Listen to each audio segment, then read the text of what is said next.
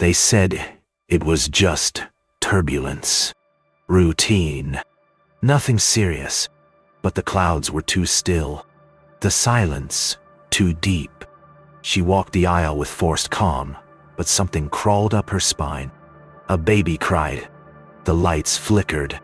And then the sky split open.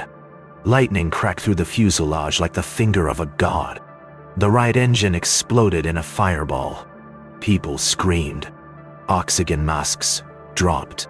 Gravity disappeared. She reached for the seatbelt light, too late. And in one flash, everything went white. She woke to smoke and silence. Branches snapped above. Fire hissed behind her. The plane had shattered, scattered across trees and stone. Bodies were still buckled into open seats, faces frozen mid-scream. She staggered out barefoot, bleeding, hands shaking. Her radio buzzed with static, then died. She was the only one moving, the only one breathing. Somewhere deep inside, she whispered, "Not again." Yeah. She didn't remember how she got out, but she knew this wasn't over. She wandered from the wreckage, following sparks in the fog. Then she saw it, a tree, split clean down the middle. The lightning had scorched more than wood. Carved into the trunk was a perfect circle, metallic, glowing. She reached out. It pulsed under her fingertips, and suddenly, she remembered the passenger in 7B, the one who whispered, "It chooses during storms." No one else had looked at him, like he wasn't there. She backed away from the tree, heart thudding. This wasn't just a crash. This was a marking. She wrapped herself in the blanket, bloodied, soaked, and cold. The forest stretched endlessly, trees whispering with each gust. Then, lights. Faint, dot, flickering blue between branches. She ran toward them, barefoot and breathless. But they moved, always just out of reach. Branches snapped behind her. Heavy. Deliberate. Ki pau. She froze, hid behind a fallen log, and watched as a figure stepped into view, face glowing with lightning scars. It wasn't smoke on his jacket. It was steam. He wasn't looking for survivors. He was checking for witnesses. Hours passed. Maybe days. Time bled with the rain. Then she saw it, a tower rising from the treetops. She climbed toward it, lungs burning, legs torn by thorns. The radio station was gutted, long dead. But inside, a generator still hummed, barely. She powered the mic. Static. Static. Then a voice. "You weren't supposed to survive." She froze. "Who is this?" The line cut. Lights flickered. The door creaked open behind her. She wasn't alone anymore. She ducked under the desk, breath caught in her throat. Boots crunched glass outside. Slow. Intentional. Through the broken window, she saw him, the Y-pilot, but his eyes, they glowed like embers. Inhuman. His uniform was soaked, torn, but unburned. He paused, sniffed the air, turned toward the station. She held her breath, clutching the mic cable like it could protect her. Then he whispered, just outside, "You marked." Yando. A flash of lightning lit the forest, and he was gone. Only the rain answered her scream. She found the hatch beneath the tower floor. Inside, journals, radios, red strings on maps. Photos of plane crashes, dozens, all under lightning. Passengers circled in red, most labeled recovered, except one, her, and another, dated 10 years ago. She flipped through a journal, same symbol from the tree. They survived lightning for a reason, one-page read. It wasn't random. It was testing. Only certain people walked away. Only some were chosen, And the rest? Wiped from history like they never existed. She remembered now. She'd seen a crash before. Not as crew. As a child. A survivor. Smoke everywhere. Screaming. Her mother strapped in, eyes wide with terror. But she stood. Calm. Still. Like she'd known it was coming. The lightning had struck then too. And someone had carried her out. Not rescue. Not family.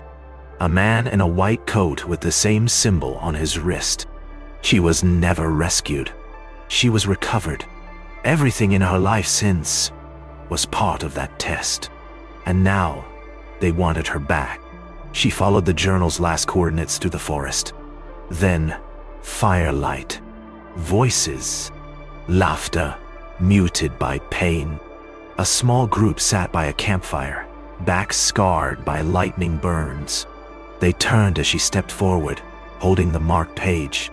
One of them nodded. "You saw him too." She nodded. "The pilot, the voice on the radio." Another whispered. "They call us the Chosen, but it's not a blessing." Each had survived impossible crashes. Each had been followed. Marked. Doherty. Watched. Tracked. By storms.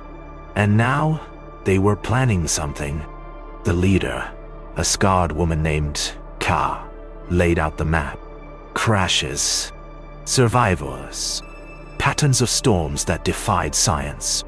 "They test us," Kay said. "Then wait to see what we become." Some survivors vanished. Some turned. Changed. She pointed to the pilot. "He was one of us once." The lightning doesn't kill. It rewrites. Their plan. Reach the next beacon site before the storm. Shut it down. Expose the signal. She nodded. But something didn't feel right. Someone in the camp wasn't here by accident. Thunder cracked open the sky, and the screaming began. One tent collapsed. Another, empty. Blood in the mud. She ran through the rain, following the glow. The missing survivor's scar had changed, pulsing bright blue. Branches snapped ahead. A silhouette darted through the trees. She followed, heart racing. Flashlight flickering.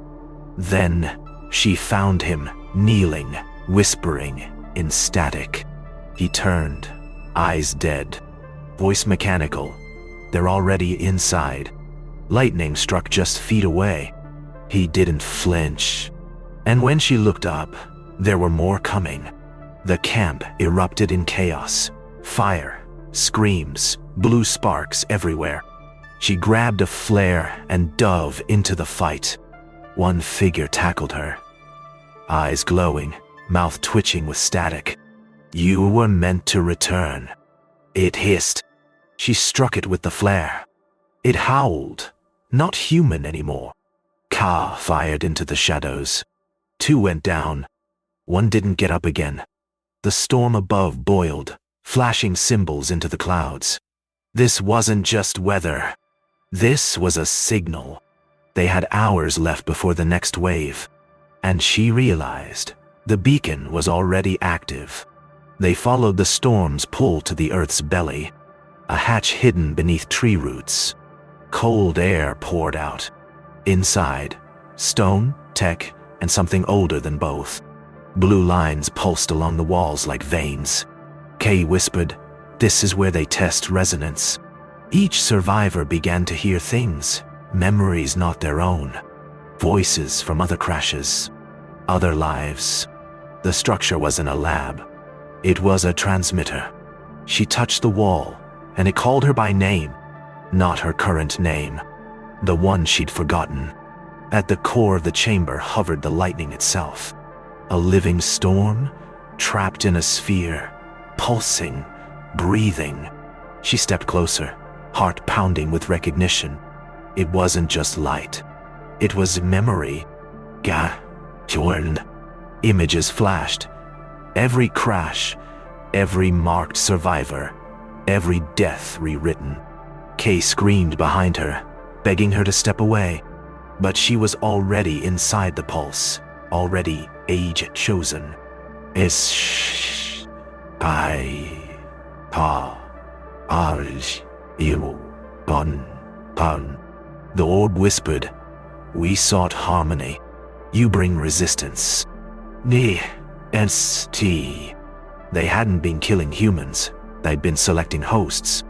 And she was the only one still undecided. The orb pulsed faster, brighter, screaming with energy. She turned to the others. Some backed away. One fell to their knees. "You can stop this," Kay shouted. "Destroy it." Her hand hovered over the control panel, old tech and bone. The orb showed her future, a planet linked, no war, no pain, but no freedom. She clenched her fist. The scars on her arm burned blue. Behind her, the chamber began to collapse. She whispered, "Then take me, but not them." The orb screamed one last time, and the light swallowed her whole. The light vanished, like it had never existed. They woke in a clearing. The storm was gone. The sky was clean.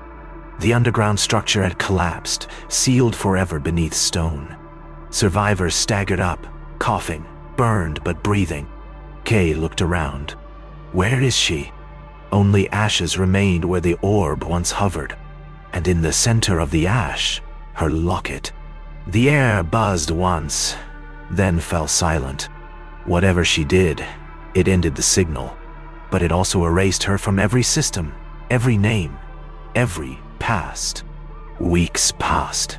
The story made the news, but not the truth. Storm survivor, found in forest crash. That's all they said.